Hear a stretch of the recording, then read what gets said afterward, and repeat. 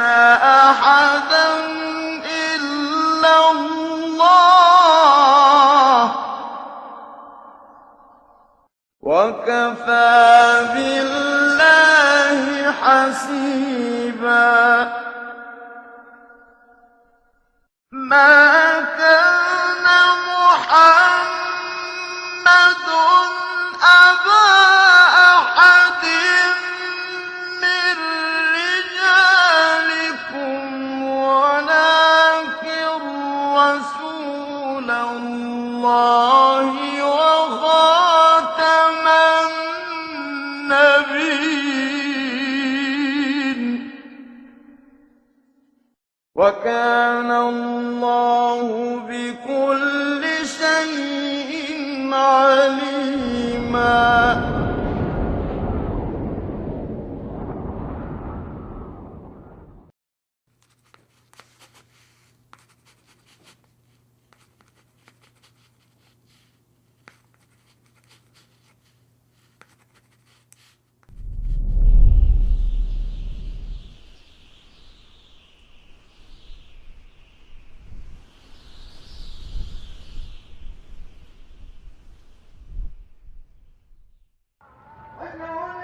Ey Müslümanlar!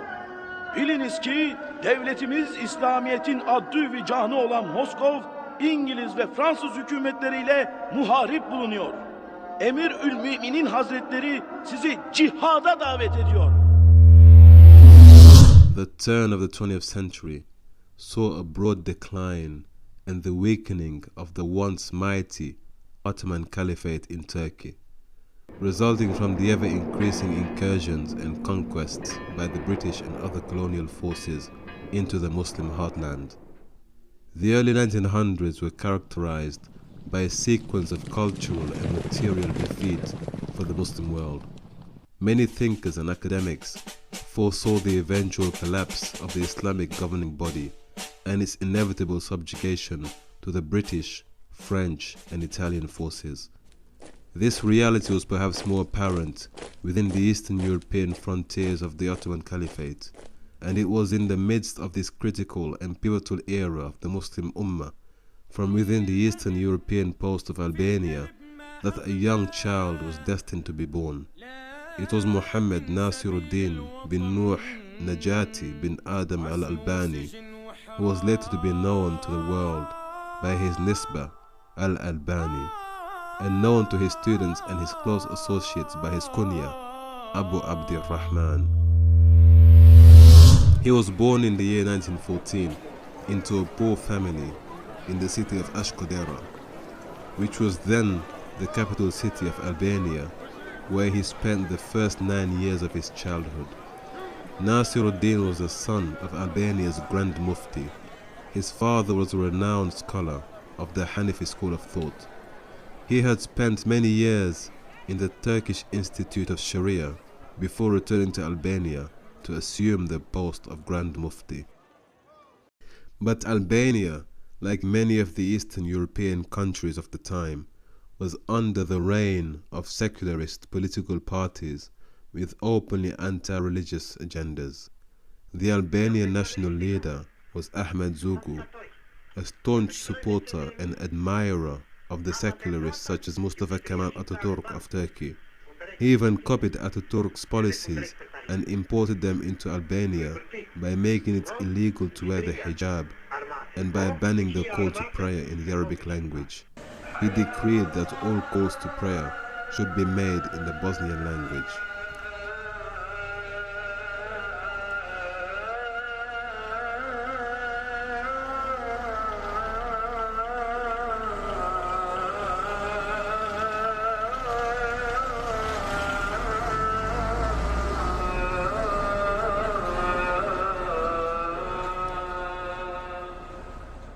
Nasir-ud-Din Al-Albani's family decided to escape the encroaching influence of Zogu's secular philosophies and political agenda by making hijrah to the Levant, also known as Bilad al-Sham.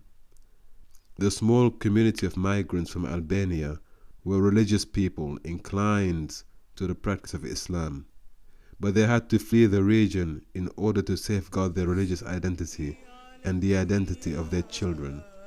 Al-Albani and members of his Albanian community, who were also migrants to Syria, were later to be known as the Arnauti, which was one of the indigenous names of their people.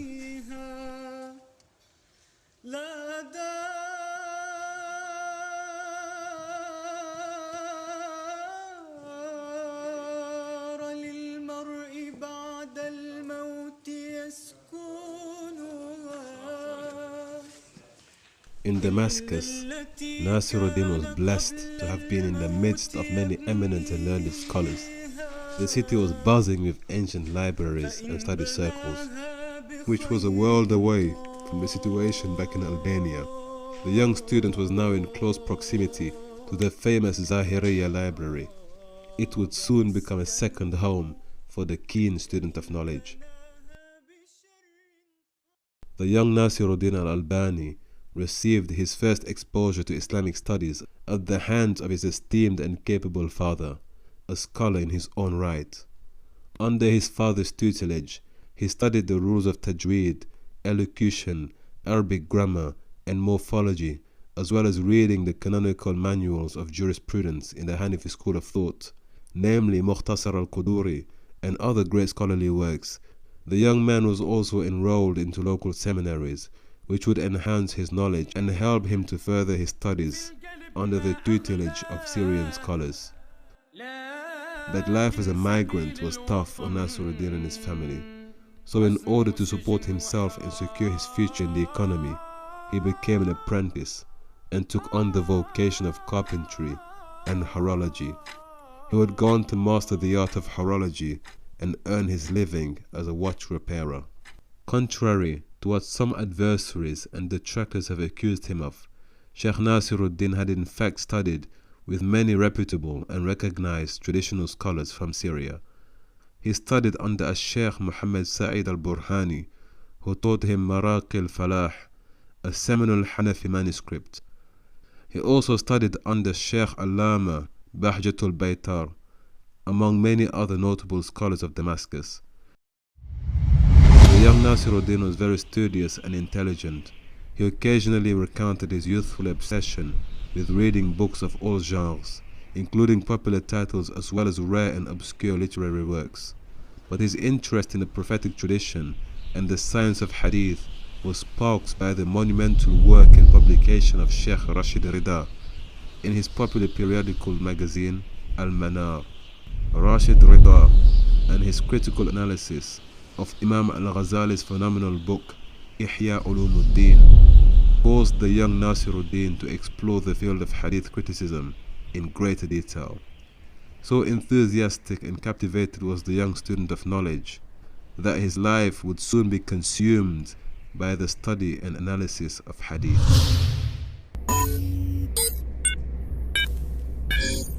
Now empowered with a new direction and enthusiastic to acquire as much knowledge of the science as possible, the young Nasir-ud-Din Al-Albani found himself in a predicament. He was too poor to purchase the manuscripts and stationery required for his new course of study, but that would not deter him in his pursuit of knowledge.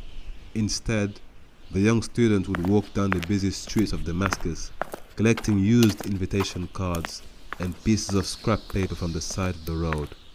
He used these discarded pieces of paper to write extensive notes wherever he found space to transcribe his newly found knowledge. This was also the early practice of the great Imam and scholar Muhammad ibn Idris al-Shafi'i, who was also stricken by childhood poverty and obliged to collect scrap paper outside the administrative office of the Khalifa in order to record extensive study notes during his adolescence. Nasir-ud-Din Al-Albani also rented books from the local libraries. By the age of 17 years of age, Nasir-ud-Din had already compiled a 3-volume document with over 2,000 pages on the topic of hadith criticism. The young student soon became recognized in the study circles of Damascus, and barely out of his teens, he became sought after for answers to questions on hadith and the science of textual criticism. However, Nasir-ud-Din soon ran into a huge stumbling block at home. When one of the books he wrote against the mystical and unorthodox practice of praying in graveyards reached his father's attention. Nasir-ud-Din was soon kicked out of his home after supporting his point of view with various textual proofs and evidence, while refusing to blindly follow his father's opinions and his preference for the Hanafi school of thought. But despite the intellectual drift between father and son, the twain were soon reunited, and the young student of knowledge regained his father's love and support. His father would even seek his counsel concerning the authenticity of certain narrations and traditions. But the young man's knowledge was not acquired by reading books alone. He was perhaps an ardent and somewhat excessive reader, but he was by no means an autodidact, as many claim him to have been. The young scholar did not extract his vast knowledge from the inanimate pages buried beneath the dusty covers of some obscure books he found at the old library, but he pursued studies in the science of hadith criticism under the guidance of notable scholars such as Sheikh Muhammad Raghib at-Tabakh of Halab, who eventually awarded the young Nasir-ud-Din with an ijaza, or a certificate of authorization to teach and relate traditions. But to Nasir-ud-Din's own admission, the certificates of authority did not mean much to him. He was in love with the science itself and found motivation in the research and study of hadith, not in acquiring accolades and certificates.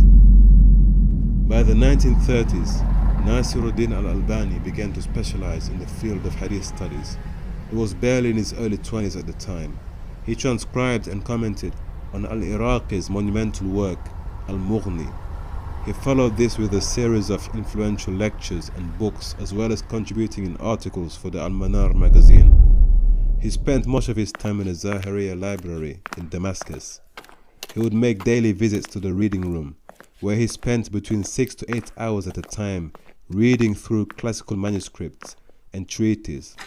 But occasionally he would spend up to 12 hours in the library, all the while copying text, researching rare scripts, and reading through volumes of classical text in solitude, only breaking his routine to eat and pray. He often arrived before the librarians in the morning and left in the evening way after they left for their shift. It was due to his rigorous study routine that he came under the attention of the librarian staff, who offered him a room of his own. He soon became a part of the furniture. It has been reported that as the years went by, the Sheikh continued to study ardently in the library room assigned to him. He read all the books then available and repeated the cycle upon completing his reading, hoping to learn more and to pick up on subtle points he may have missed the first time round. He spent years reading and working through classical manuscripts and rare titles. But the fruit of his labor were evident when he presented the librarians with a full catalogue of books in the library. He compiled a list and indexed all the manuscripts by author, topic, and subject matter. He was even able to identify anonymous works that had been unidentified due to poor referencing and a general lack of clarity in the text. He was able to do this by reading all the books in the library and correlating citations from books in the same library. By this effort, he helped preserve many classical manuscripts and documents. In fact, some of the books that were present in the library were not even known to the staff until the Sheikh pointed them out in his discoveries. These discoveries opened a new treasure trove of scholarly work and helped a new generation of researchers and students of knowledge to further their studies with this recovery of these priceless manuscripts. In fact, so deep was the Sheikh's love of literature and learning that it was once reported by Dr. Mahmoud Al-Mirah that he witnessed the day when Sheikh Al-Albani climbed the ladder in the Zahiriya library and picked out a manuscript from the shelves. He immediately opened the book and was so consumed by its content to the extent to which he stood on the ladder for 6 hours uninterrupted and unaware of the time that had passed him by. Sheikh Nasir-ud-Din Al-Albani soon earned a reputation for his love of hadith and his studious commitment to the pursuit of authentic knowledge.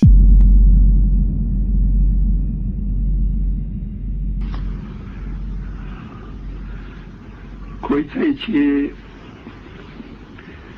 e kerimi nda hadithe e pejgamberit sallallahu alaihi wasallam يعني في تونفت إن الإسلام بدأ غريبا وسيعود غريبا فطوبى للغرباء. غرباء غرباء غرباء غرباء غرباء. Sheikh Al-Albani began delivering informal weekly lectures starting in the year 1954, and by the year 1960 his popularity began to alarm the Syrian secret services. But despite Al-Albani's apolitical stance, he was soon subjected to consistent surveillance operations.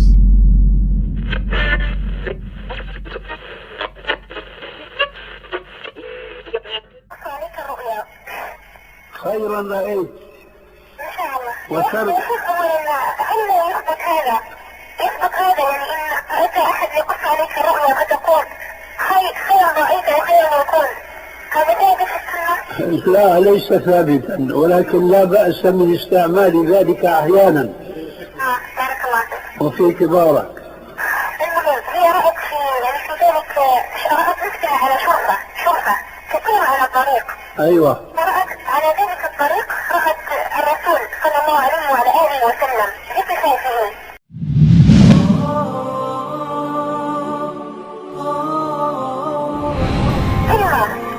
ورأتني دخلت معي رأتني يعني واقفة أمام الرسول صلى الله عليه وآله وسلم.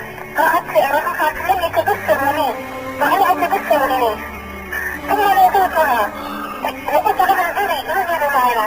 فلما نزلت فسألتني إلى ما تنظرين؟ فقلت انظري إلى الذي أنظر إليه. فرأت الرسول صلى الله عليه وآله وسلم ثم تبسم صلى الله عليه وآله وسلم ونظر في الطريق، نظر في تلك الطريق. ثم مشينا معا في تلك الطريق الأخت وإياه. ثم لما كنا نمشي رأينا شيخا على تلك الطريق، رأينا شيخا فسلمنا عليه وقلنا السلام عليكم، ثم رد وعليكم السلام ورحمة الله وبركاته. فقال لنا هذا الشيخ رأيتم الرسول؟ سألنا هل رأيتم الرسول صلى الله عليه وآله وسلم؟ فقلنا نعم رأيناه، يعني دلنا على تلك الطريق. فالأخت هذه سألتني في المنام قالت لي من هذا الشيخ؟ فقلت لها قالها بشرى لك يا شيخ. فقلت لها هذا الشيخ الألباني، هذا الشيخ الألباني. وأنا إن شاء الله تعالى قلت يعني أبشر الشيخ فلعلها بشرى إن شاء الله أنه على طريق السنة إن شاء الله تعالى. فما تقول يا شيخ؟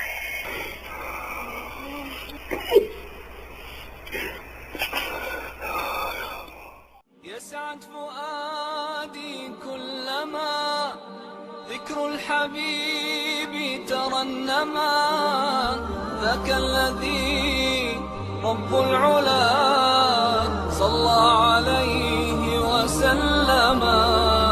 يسعد فؤادي كلما ذكر الحبيب ترنما، ذاك الذي رب العلا صلى عليه وسلم. After a number of his works appeared in print, Sheikh Muhammad Nasir-ud-Din Al-Albani received a generous invitation to teach hadith at the University of Medina. His invitation was extended to him by the Grand Mufti of Saudi Arabia and the Chancellor of the university.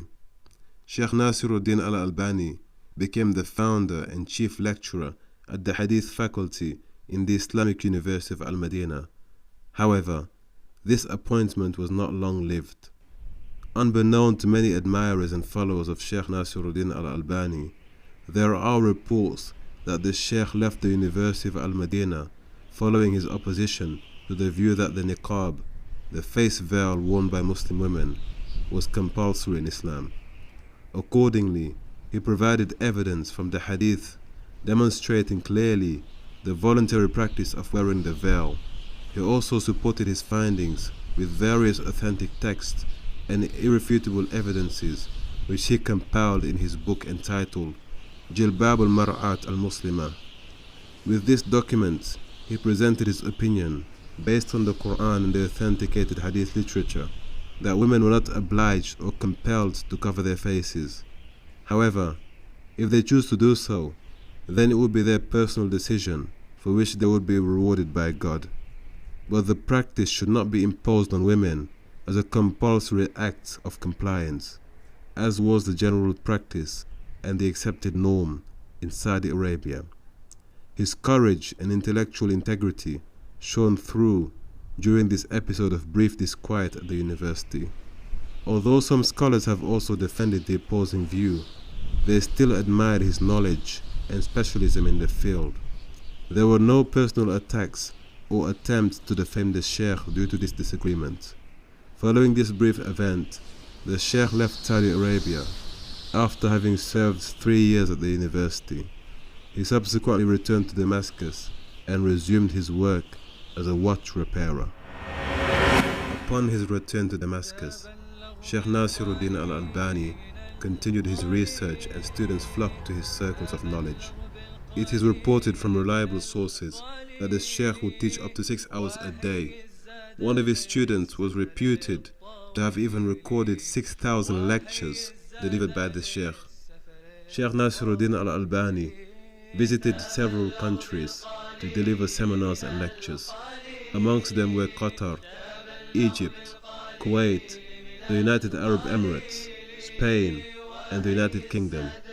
But for various reasons, he was forced to emigrate a number of times, moving from Syria to Jordan, then back to Syria again, then to Beirut, then to the United Arab Emirates, and back to Jordan.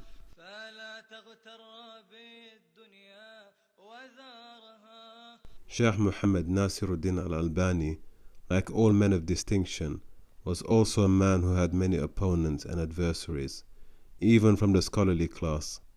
This was best illustrated by the sad fact that some of his scholarly peers had joined forces in order to report him to the Grand Mufti of Syria, on the false premise that he was teaching a seditious and subversive puritanical dogma. The Mufti escalated the matter and reported it to the director in charge of security matters, who later summoned Sheikh Al-Albani for a serious discussion. Following the meeting, it was discovered that the complaint was baseless and the Sheikh was free to go, but the damage was already done, and his movements were now being monitored. Yet despite Sheikh Al-Albani's apolitical nature, he was still persecuted several times by the Syrian regime. In 1969, Sheikh Muhammad Nasir-ud-Din Al-Albani was seized by the Syrian government in a mass crackdown on many Sunni clerics. He subsequently spent a brief time in prison before they were all released. Meanwhile, Sheikh Abdul Aziz bin Abdullah bin Baz intervened with the Saudi educational management and persuaded them to receive Sheikh Al-Albani a second time, so that he may serve as the head of higher education in Islamic law in Mecca. This second term of employment lasted even less time than his first post at the University of Al-Madinah. Some have cited reports of differences between the Sheikh and the Saudi establishment. So he returned to Syria, where he was jailed a second time during the year 1979. Following his release, he decided to make hijrah to Jordan and settled there. Over a period of 60 years, Sheikh Al-Albani's lectures and publications were highly influential in the field of Islamic studies, and many of his works became referential points for other Islamic scholars. Yet he supported himself and his family by fixing watches in his modest workshop. He used to work 3 hours daily, except for Thursdays and Fridays. The late Sheikh also maintained mutual relationships with his fellow contemporaries in the field of Islamic sciences. He was a dear friend and comrade of the eminent Saudi cleric Sheikh Abdul Aziz bin Baz, in a friendship that lasted for 40 years, wherein both men spoke highly of one another. أعوذ بالله السميع العليم من الشيطان الرجيم من همزه ونفثه ونفخه بسم الله الرحمن الرحيم الحمد لله رب العالمين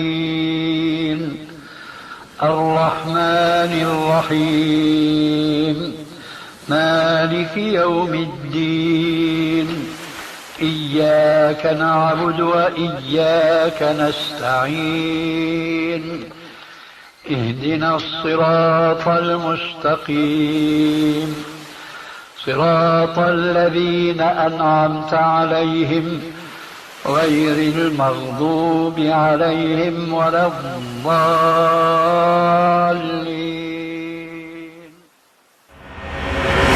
He died on Saturday, October the 2nd, in the year 1999, following the afternoon Asr prayer. He was aged 88 years old. It was in the same year when he won the King Faisal International Prize for his contribution to scholarship in Islamic studies. Sheikh Muhammad Nasir-ud-Din Al-Albani's body was buried in Al-Hamlan graveyard, a walking distance from his home. It is reported that over 5,000 mourners attended his funeral prayers that day. Sheikh Muhammad Nasir-ud-Din Al-Albani was the author of hundreds of books, some of which exceeded a total of 40 volumes each. His call for a revision to the old way of thinking lasted many decades. He lectured, wrote articles, authored books, taught at prestigious universities, and influenced an entire generation of brilliant scholars and legal theorists. Above all, he challenged the scholarly establishment to review and re-engage the classical text with a renewed zeal and sense of urgency. He provided a new spring of rejuvenation to the science and discipline of hadith studies, one that was slowly fossilizing and stagnating as more academics were only willing to view the text with a passive eye rather than a critical eye, and the analytical approach that was befitting and wholly necessary for the advancement and reawakened effort to reclaim and re-establish the lofty principles and truths conveyed by the authentic traditions. May Allah grant Sheikh Nasir-ud-Din Al-Albani a great reward for his contributions, and may He grant him paradise.